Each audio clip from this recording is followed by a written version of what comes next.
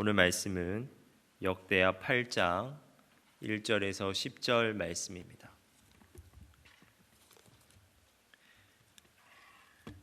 역대하 8장 1절에서 10절 말씀을 한 절씩 교독하겠습니다.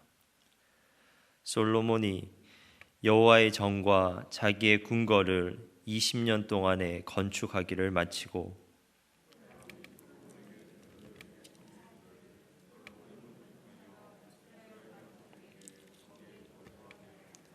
솔로몬이 가서 하맛 소바를 쳐서 점령하고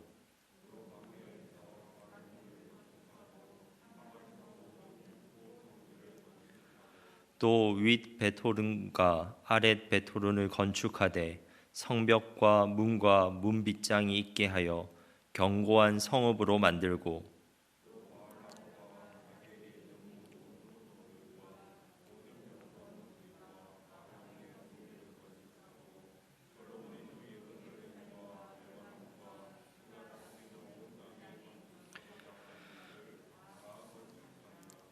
이스라엘이 아닌 헷 족속과 아모리 족속과 브리스 족속과 히위 족속과 여부스 족속에 남아 있는 모든 자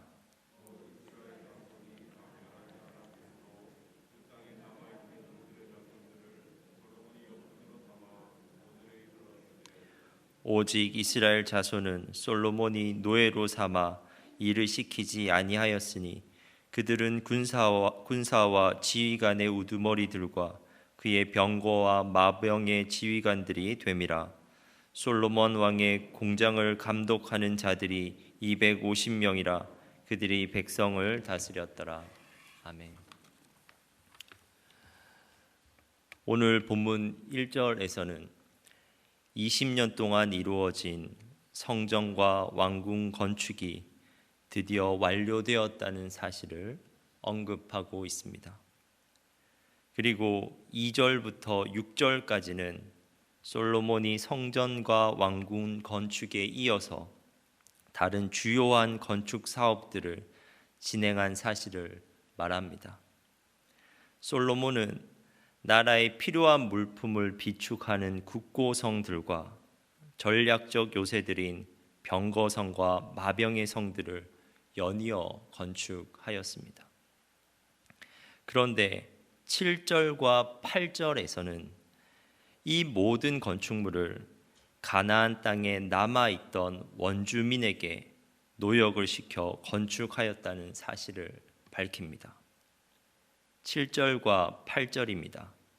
이스라엘이 아닌 헷 족속과 아모리 족속과 브리스 족속과 히위 족속과 여부스 족속에 남아있는 모든 자, 곧 이스라엘 자손이 다 멸하지 않았으므로 그 땅에 남아있는 그들의 자손들을 솔로몬이 역군으로 삼아 오늘에 이르렀으되, 이 구절만 보면 가나안 원주민들은 이스라엘의 노예로서 솔로몬의 건축 역사에서 유익이 되었다고 생각할 수 있습니다.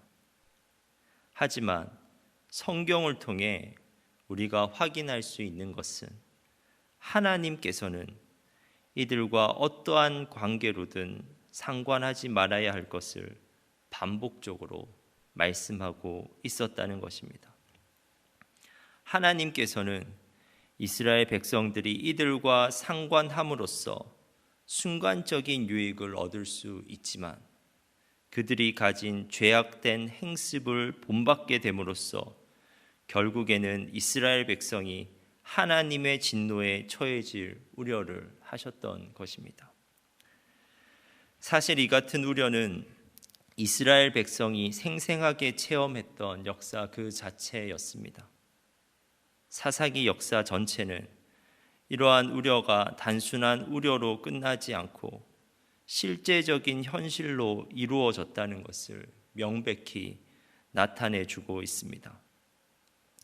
오늘 말씀에 나오는 가나안의 원주민들은 본래 이스라엘 백성이 그들의 땅에서 쫓아내야 하는 대상이었습니다. 그들의 쫓김은 그들 자신의 죄악으로 말미암은 하나님의 심판이었습니다. 하지만 이스라엘 백성은 그들을 완전히 내쫓지 않았습니다. 이스라엘 백성이 그들을 내쫓지 않은 이유는 그들이 강하게 저항했기 때문이기도 하지만 오늘 말씀에 나온 솔로몬과 같이 그들을 노예로 부려서 유익을 얻을 수 있다고 믿었기 때문입니다. 그러나 그들의 계산은 틀린 것이었습니다.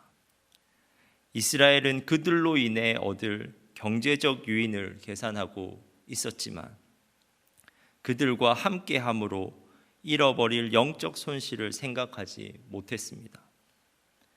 결국 우상 숭배를 하는 그들과 동거하게 됨으로써 이스라엘은 끊임없이 죄에 노출되게 되었고 죄에 오염되게 되었습니다. 그러므로 이스라엘은 하나님의 진노와 징계 속에 처해질 수밖에 없었습니다.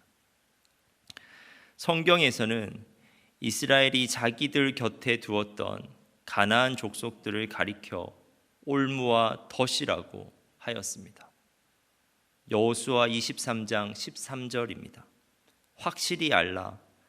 너희의 하나님 여호와께서 이 민족들을 너희 목전에서 다시는 쫓아내지 아니하시리니 그들이 너희에게 올무가 되며 덫이 되며 너희가 마침내 너희의 하나님 여호와께서 너희에게 주신 이 아름다운 땅에서 멸하리라. 어떠한 사냥꾼도 짐승을 잡기 위해 그 몸 전체를 삼킬 만큼 커다란 덫을 놓아두지 않습니다. 그들은 오히려 보이지 않는 곳에 짐승의 지체의 작은 부분을 묶어둘 덫을 놓습니다. 그러나 그렇게 작은 덫으로도 사냥꾼은 충분히 짐승을 포획할 수 있습니다. 마찬가지로 우리가 쉽게 생각하면서 타협하고 우리 속에 감추어 두고 때로 즐기기도 하는 죄악은 그것이 아무리 작은 것이라고 해도 우리를 파멸의 구렁텅이로 몰아넣을 수 있는 파괴적인 덫이 될 수 있다는 것입니다. 사랑하는 성도 여러분, 우리는 오늘 말씀의 교훈을 통해서 우리의 삶을 돌아봐야 합니다. 어떤 이들은 자기 삶 속에 죄가 있음에도 그것을 끊어내지 못하고 이것 하나쯤은 괜찮겠지라고 생각하는 사람들이 있습니다.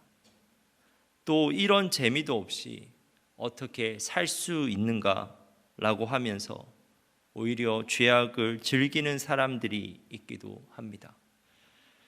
그러나 어떠한 즐거움이나 유익도 죄악으로부터 나오는 것은 하나님의 진노의 대상이 될 뿐입니다. 그리고 그 죄악은 하나님과의 관계로부터 오는 진정한 유익을 누리지 못하게 합니다. 그러므로 만약 우리가 이런 죄악을 용납하고 있고 그것이 주는 사소한 유익과 즐거움에 매여서 살아가고 있는 것이 이 시간 깨달아진다면 우리는 즉시 그 죄악으로부터 돌아서야만 합니다. 그렇게 할 때 우리는 하나님의 진노로부터 피할 수 있습니다. 그리고 죄가 주는 유익과는 비교할 수 없는 하나님과의 관계 안에서만 누릴 수 있는 참된 유익을 회복할 수 있습니다. 여러분, 이 새벽 기도하면서 다시 한번 우리 곁에 두고 있었던 죄악을 단호히 끊어낼 것을 결단하시기 바랍니다.